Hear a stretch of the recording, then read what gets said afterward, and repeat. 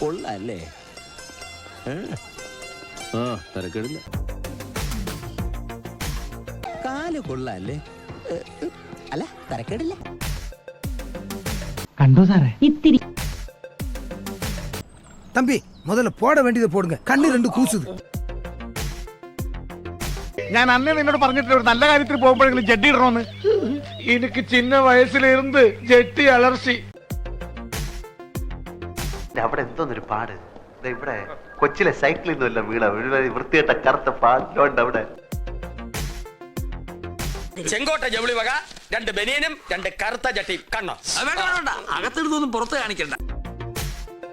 എന്റെ അടിയിൽ കോംപ്രമൈസ് ഇല്ലെന്നാ പറഞ്ഞത്.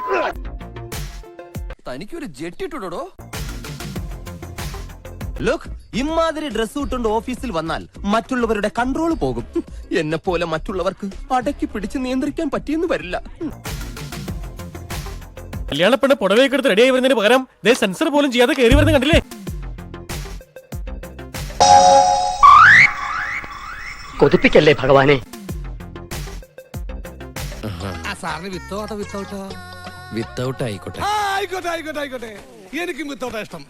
ഈ ചൂട് കാലത്ത് വിത്തൗട്ടാണ് സാർ നല്ലല്ലേ? അല്ലേ സാറേ?